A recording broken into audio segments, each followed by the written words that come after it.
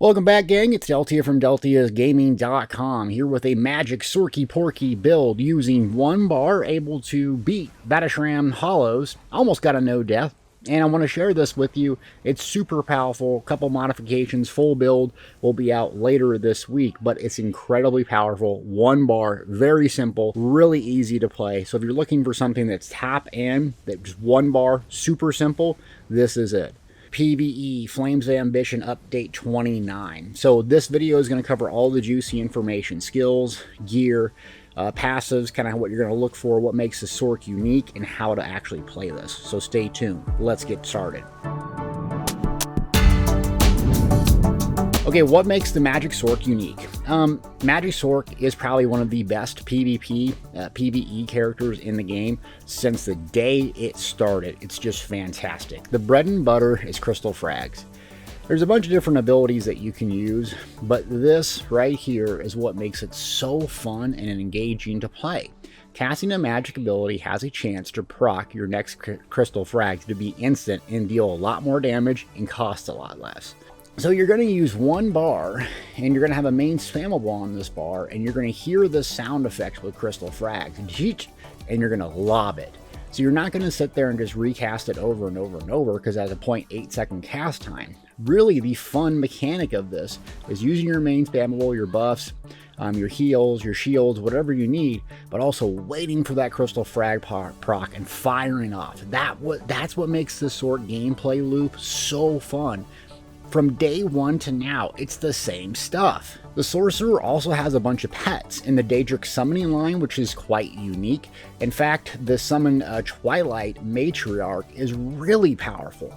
Not only does it do damage, not only can it heal you, but it can heal other people, and it can heal for a massive amount. It's a fantastic ability. So combined with the Crystal Frags gameplay loop, and the ability to have some pets, you're very, very fun to play. Another thing the Sork has in its class kit, which is kind of unique, is Hardened Ward. It has a shield that you can use for protection. So you have a way to heal yourself, and you don't have to go out with other weapon skill lines. You have it in your base class. And then one of the most powerful abilities in the game, Critical Surge, we're going to use a piece of gear that offers this same bonus as well, but it gives us a major sorcery, but also crit damage heals us, and it heals us a significant amount, making Magic Sork one of the most survivable, if not the most survivable magic class in the game, both in PvE and PvP. This is one of the reasons, along with its shields. And it has ridiculous, disgusting, amazing mobility. Boundless Storms gives you a little 4-second boost of major expedition, but streak, whatever morph you go with. This thing zooms ahead, and the interesting thing about this morph is it can't be blocked. So it's a way to drop block in PvP if you're playing against someone else. And it's so much fun to do. Streak, turn around, throw a frag out, just nuke someone. Sork is awesome for these reasons. High mobility, crazy good survivability, and the gameplay loop is a lot of fun. And then Sorcerer is going to rely a lot on outside abilities and outside gear sets for sustain. So Sork resource sustain on magic specifically is more reduced costs, including ultimate, so you're going to have to rely on some other things for resource sustain, but still one of the funnest planes to play. So you pick up a Sork, what do you do and why? I would stick one ability on your bar from each of the class skill lines. So Dark Magic, Daedric Summoning, and Storm Calling. All three are very good to start with. Once you got that set up, you're going to go into the World skill line, pick up Soul Magic, Consuming Trap. The base morph, you'll be able to morph it within like 2 or 3 kills. This will allow you to resource sustain regardless of gear, pretty much the entire game. Then what you're going to do is go to Destruction Staff. The very first ability, you're going to take it and morph into Force Pulse. And then essentially the entire gameplay, you're going to have Force Pulse as your main spammable and Crystal Fragments as your fun. Boom, you hear the sound, throw it out. Really, really entertaining and fun. Once you get an ultimate slotted, I would slot probably Daedric Summoning on there. I'd free up another spot. I would take Restoration Staff and just put an ability on there using the Destruction Staff. This will be a dead skill on your bar. But in case you want to do PvP later or heal and PvE or something, you're not going to have to go back and level this thing all up again. It's going to save you a lot of time. So put that on your bar. So you'll have 5 slots plus an ultimate. 3 class abilities need to be on those slots, 1 and 1, and you'll be able to play the entire game, hit end game, and be a lot more squared away. And then armor, what you're going to want to do, I'd go 5 light, 1 medium, 1 heavy, for the exact same reason. You might switch to tank or switch to stam or something at the end game, so you never know. It's best to put those on so you can earn some experience while out leveling, and then you can hit 50 and not have to worry about it and go back to fuss with it. Some outside skill lines you're going to want to focus on. Fighter's Guild is very handy, especially in high-end PvE content, even on a Magic build. Mage's Guild, it's super annoying to go around and get those lore books. Very, very good. Sigic Order in both solo PvE and PvP, fantastic. And then Undaunted. You're really going to need to level this up by doing dungeons, a lot of pledges at endgame. And don't forget Alliance War if you're looking at PvPing. Lastly, alchemy, medicinal use. There's a passive in there that you're going to want to use because it's going to make your potions last longer. Level your skill lines, your weapon skill lines, get your armor. You're going to hit endgame doing really good. Okay, so let's talk about the skills that I use on this 1 bar build. It's very simple. So the gameplay loop to me, I'm not taking these 2 things off my bar. I'm going to use the Destruction Staff skill, Force Pulse, as my main stamble. It's going to be doing good damage, does do some AoE up to 2 targets, but this loadout is really focused on pretty much single target pressure. So this isn't going to be heavy AoE, though the Sorc does have the capability of doing that. But you only have 5 slots in 1 ultimate. This is going to be my main stamble. Second ability up, I'm going to use Crystal Fragments. So when I hear that sound, I'm going to frag out, bang, just nuke someone. It's so much fun. Another advantage using frags is blood magic. It's a passive in dark magic, and when you hit an enemy with directly applied dark magic ability, it heals you. So you can actually stack this along with crit surge or pale order from the gear section, and you just have so much healing coming in. So you're not relying so much on a lot of healing. So that's going to be my core damage loop, is going to be Force Pulse into frags. And then I'm going to have 1 AoE ability, so 1 area damage ability. The best one up I can think of is Destruction Staff, Unstable Wall. So it's going to lay a huge area effect down, doing tons and tons of damage. And the reason I like this, if folks die because of it, you're going to get resources back for the Destruction Expert passive. So that's very nice. And also, you have some area effect by laying this down. You can set folks off balance, enemies off balance as well. So a lightning staff is what we're going to be equipping. We're going to use that with fully charged heavy attacks because it's really easy to do AoE damage with a lightning staff, fully charged heavy attack, get resources back, set them off balance. That's going to be our main bread and butter AoE ability. Now we got a shield, because you are probably going to need to use this, and that's Harness Magic, the light armor. You can go with a couple other ones. So Hardened Ward, this one here, it's going to have a bigger shield. The other morph of this is actually going to give you a little bit more resource sustain. I've just so familiar with light armor Harness Magicka that I stick with it. So typically you want to play around with it, see which one works best for you. Do you want resource sustain, larger shield? Come in your class kit in the Daedric Summoning. Daedric Summoning, having something on your bar, will also give you increased health and stamina recovery by 20% for just having it slotted, so that's an added advantage. So we already have 1 ability slotted, and that's Summon Twilight Matriarch. This is going to do a little bit of damage. The other morph's going to do a lot of damage.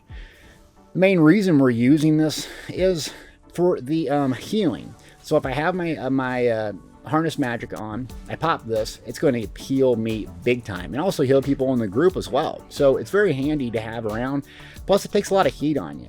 If you're in PvE or PvP, people are going to beat the crap out of this just not knowing, and so it kind of takes a lot of pressure off of you, and you'll find mobs off on their own chasing down your Twilight and you taking a lot less damage. It's a no-brainer. You got 1 ultimate slot, Greater Storm Atronach. Now, in the endgame PvE build, I do use Destro ult because it has so much high-end burst. This is great because of the duration. The duration is 28 seconds. That's just a massive duration. So think of this as a very good, useful single target ultimate. You can switch it out to Destra ult or something else if you want a little bit more. But when you throw it down, it's going to stun enemies, do some AoE, and then it's just going to do a whole lot of pressure on 1 target, making it really good for Vatashram or VMA. And also the duration is so nice. By the time this thing goes down, we'll be able to pop it up again and use it again. Fantastic. These are the core abilities. You're going to use Twilight for a heal. You're going to use Shield when you're taking a lot of pressure and then heal. The gameplay loop is Force Pulse into Crystal Frags and laying down Unstable Wall for 10 seconds. And that's really all you're doing. So it's very, very easy. Rely on Force Pulse, make sure that Unstable is down, frag out when you got it, keep yourself up, everything will die. Very, very slowly, but you'll get there. Let's switch and talk about the gear next. And so I'm going to give you my full layout, the full build, and how we do 2 bars. But the premise is this. Medusas. This is a 5-piece set. Ark's Corinium Dungeon. Gain minor force at all times. So it's not going to be as much crit as Mother Sorrow. But the thing that allows you to do is free up a slot on your bar. Magic Sword bar space is critical, and so you can get this buff from a few different abilities: Channeled Acceleration and Sigil Order, or Fighters Guild Barb Trap. But running the 5-piece, it's going to give us a lot of spell critical, and it's also going to free up a very valuable spot on our bar, making it my ideal 5-piece. Okay, so you're going to have a weird setup here. 1 weapon counts for 2 pieces. You're going to run 2 jewelry pieces, Bloodthirsty with spell damage enchants, and then actually I run 1 body piece, okay? 1 Medusa's body piece. Make sure all the enchants are enchanted with magic. Okay, and then I have 1 jewelry piece, Ring of the Pale Order. I've been avoiding using this, but it's just too good not to use. It's just fantastic. This is a mythic set. It's super boring to get a hold of this, but it just changes your life for solo play and sometimes even group play. You're not going to run this in a trial per se, but if you're looking to be just crazy survivable, Ring of the Pale Order is it. So I would say do the time, put in the work getting it. I had to do it, and it's fantastic. So you have a 5-piece active. Ring of Medusas, the 5-piece Medusas there. You have 1 mythic, so we're not going to have a monster helm. What we're going to do is run 1 monster helm. 1 piece spell penetration. Go with divines and magic enchants as well if you can. That 1 piece, you can have spell damage, you can have max stats, but spell penetration adds a lot of damage. So I'd play around with it to see what you prefer. But I like the Valkynscoria spell pen. And the other 5-piece we're going to get is False Gods. You can get this, the Sunspire Trial, doing normal, so I don't have perfected, and it works really well. It's going to reduce your magic cost. When enemies die, they're going to give you magic back and major expedition. It just does so many things in one. It's our main go-to 5-piece. So we have a resource sustained 5-piece here, and we have Medusas for offensive damage, giving us a lot of mobility, a lot of survivability, and sustain. Plus, we're rocking a lightning staff, precise trait on our front bar, so we can rip off those fully charged heavy attacks. No problem with resources whatsoever. I'm going to briefly touch on the champion points. I have a full written guide on my website, so I would say check that out for all the details. But if we're looking at just the slottables, common sense stuff here: Fighting Finesse, it's going to increase our crit damage, crit healing. Deadly Aim, increase our damage done with single target. Thaumaturge, increase our damage done over time. And then Biting Aura. And then you're going to take the standard Piercing and Extended Might, and you're going to go into Staving Death. I'd only put about 10 points into Quick Recovery, and I max out Preparation, Elemental Aegis Hardy, and then I'd max out Quick Recovery. Also, don't forget to pick up Precision and Eldritch Insight for increased damage. We're going over the red tree. My shinies are Boundless Vitality, Ironclad, Rejuvenation, and Siphoning Spell. The major one in here is starting out with Tumbling, making your way over, maxing out Hero's Vigor, and then getting Siphoning Spell. That will give you some magic back per stage when you kill enemy, making it much, much easier. If things are dying, you're getting resources, you're going to be topped off, along with using your potions. Shouldn't be an issue. Let's talk about consumables briefly. I use a poison, so you can buy the Crown Store ones or just get ones off the trader, but I have a bunch of Crown Store ones laying around, so I use those. It does a lot more damage than my enchant, so I like that. And then the food that I use buy stat food, so max health, max magic, because I have so much resource sustain coming in from killing mobs, and with my gear and my passives and the Destro and everything else with the champion point, I don't need a whole lot of resource sustain, so that works well. If you struggle with resource, go with Clockwork Citrus or do a little bit more heavy attacks. Potions that I use, top end PvE, I'm going to be using these Alliance Spell Drops or Spell Power Potions. Since I'm not running Crit Surge and I don't have Inner Light on my bar, make sure you're using those.